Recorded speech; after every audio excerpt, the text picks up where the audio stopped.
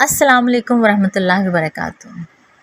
Dear listeners, آج کی اس video میں آپ کو بتاؤں گی کہ قابیل اور حابیل کا کیا واقعہ ہے جس کو خاص طور پہ اللہ سبحانہ و تعالیٰ نے قرآن کریم میں سورہ مائدہ میں بہت تفصیل سے بیان فرمایا ہے۔ شیس کون تھے اور ان کا حضرت آدم علیہ السلام سے کیا تعلق تھا؟ تو آئیے چلتے ہیں اصل واقعہ کی طرف۔ تاریخ طبری میں ہے کہ حضرت آدم علیہ السلام کے ہاں ہر بار ایک لڑکا اور ایک لڑکی پیدا ہوتے تھے، اور انہیں یہ حکم تھا کہ ہر لڑکے کی شادی دوسرے لڑکے کے ساتھ پیدا ہونے والی لڑکی سے کریں اور دوسرے کی شادی پہلے کے ساتھ پیدا ہونے والی لڑکی سے کریں، یعنی اس لڑکی سے شادی کرنا جائز نہ تھا جو لڑکے کے ساتھ پیدا ہوئی ہو۔ بہت سے صحابہ کرام رضی اللہ تعالیٰ عنہم سے روایت ہے کہ آدم علیہ السلام ہر لڑکے کی شادی کسی دوسرے لڑکے کے ساتھ پیدا ہونے والی لڑکی سے کرتے تھے۔ حابیل اور قابیل بھی حضرت آدم علیہ السلام کے بیٹے تھے۔ حابیل نے قابیل کی بہن سے نکاح کا ارادہ کیا، جیسا کہ اصول تھا۔ قابیل کی بہن زیادہ خوش شکل تھی، جبکہ حابیل کے ساتھ پیدا ہونے والی بہن اتنی خوش شکل نہیں تھی۔ چنانچہ قابیل نے چاہا کہ اس کی شادی حابیل کی بجائے خود اسی سے ہو جائے۔ آدم علیہ السلام نے اسے حکم دیا کہ حابیل کو اس سے نکاح کرنے دو، جو کہ اللہ تعالیٰ کی طرف سے اصول دیا گیا ہے۔ اس نے انکار کر دیا تو حضرت آدم علیہ السلام نے دونوں کو قربانی دینے کا حکم دیا۔ حابیل بھیڑ بکریاں پالتا تھا، اس نے ایک موٹا تازہ جانور قربان کیا، جبکہ قابیل نے اپنی کھیتی میں سے ایک نکمی فصل کا گھٹا قربانی کے طور پر پیش کیا۔ آسمان سے آگ اتری اور اس نے حابیل کی قربانی کو کھا لیا، لیکن قابیل کی قربانی کو چھوڑ دیا۔ قابیل کو اس بات پہ بہت غصہ آیا۔ اس نے کہا، میں حابیل کو ضرور قتل کروں گا تاکہ وہ میری بہن سے شادی نہ کر سکے۔ حابیل نے کہا، اللہ تعالیٰ پرہیزگاروں سے قبول فرماتا ہے۔ تفسیر ابن کثیر میں ہے، ابو جعفر رحمۃ اللہ علیہ نے فرمایا کہ جب وہ دونوں قربانی دے رہے تھے تو آدم علیہ السلام بھی موجود تھے۔ انہوں نے دیکھا کہ حابیل کی قربانی قبول ہو گئی، قابیل کی نہیں ہوئی۔ تب قابیل نے آدم علیہ السلام سے کہا، اس کی قربانی اس لیے قبول ہوئی کہ آپ نے اس کے حق میں دعا کی تھی اور آپ نے میرے حق میں دعا نہیں کی۔ اس کے بعد اس نے تنہائی میں حابیل کو دھمکی دی کہ وہ اسے مار دے گا۔ ایک رات حابیل کو جانور چراتے ہوئے واپس آنے میں دیر ہو گئی۔ آدم علیہ السلام نے اس کے بھائی قابیل کو بھیجا کہ معلوم کرو اسے کیوں دیر ہوئی ہے۔ وہ گیا تو اسے حابیل مل گیا۔ اس نے کہا، تیری قربانی قبول ہو گئی، میری نہیں ہوئی۔ اس پہ حابیل نے کہا، اللہ تعالیٰ اہل تقویٰ سے قبول فرماتا ہے۔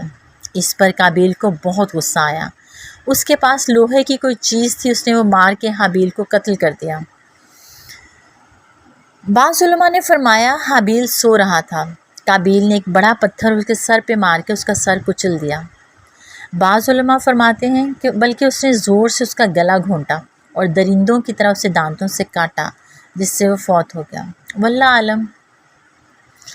اللہ تعالیٰ نے فرمایا ہے سورہ مائدہ میں کہ جب قابیل نے حابیل کو قتل کی دھمکی دی تو حابیل نے کہا، اگر تو قتل کرنے کے لیے مجھ پہ ہاتھ چلائے گا تو میں تجھے قتل کرنے کے لیے تجھ پہ ہاتھ نہیں چلاؤں گا، مجھے تو اللہ رب العالمین سے ڈر لگتا ہے۔ اس سے اس کے اچھے اخلاق، خدا خوفی اور خشیت الہی کا اظہار ہوتا ہے، اور اس سے حابیل کے تقویٰ بھی ظاہر ہوتا ہے کہ بھائی نے جو زیادتی کرنے کا ارادہ کیا تھا اس نے بدلے میں ویسی برائی کرنے سے پرہیز کی۔ ویورز، اسی لیے رسول کریم صلی اللہ علیہ وآلہ وسلم نے فرمایا، جب دو مسلمان تلواریں لے کر لڑنے کے لیے ایک دوسرے کے سامنے آتے ہیں، پھر جنگ کرتے ہیں، تو قاتل اور مقتول دونوں جہنمی ہوتے ہیں۔ صحابہ کرام رضی اللہ تعالیٰ عنہم نے عرض کی، اللہ کے رسول صلی اللہ علیہ وآلہ وسلم، یہ تو قاتل ہے اس لیے سزا کا مستحق ہے، مقتول کا کیا معاملہ ہے کہ اس مظلوم کو بھی سزا ملی؟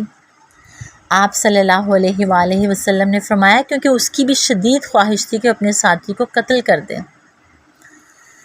اللہ اکبر۔ حابیل نے مزید کہا، اہل کتاب کہتے ہیں جب شیس کی آدم علیہ السلام کے ہاں ولادت ہوئی تو آدم علیہ السلام کی عمر 130 سال تھی، یعنی حضرت آدم علیہ السلام کے بیٹے تھے شیس علیہ السلام۔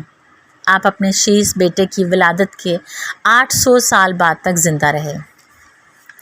شیس کا مطلب ہے اللہ کا دیا ہوا تحفہ، آدم اور حوا نے ان کا یہ نام اس لیے رکھا تھا کہ حابیل کے قتل ہو جانے کے بعد اللہ نے انہیں شیس عطا فرمایا۔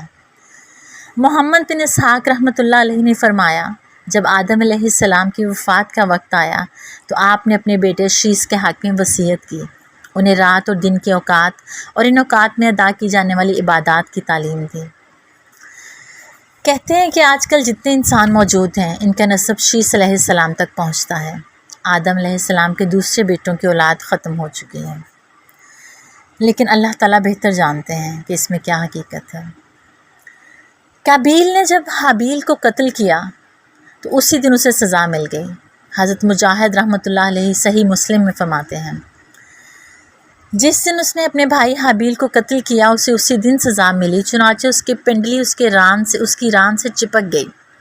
اس کو یہ سزا بھی دی گئی کہ سورج جس طرف ہوتا قابیل کا چہرہ اسی طرف رہتا، اس طرح اسے دوسروں کے لیے عبرت بنا دیا گیا، اور اسے جلدی سزا مل گئی کیونکہ اس نے گناہ کا ارتکاب کیا تھا، سرکشی کی تھی اور اپنے سگے بھائی سے حسد کیا تھا۔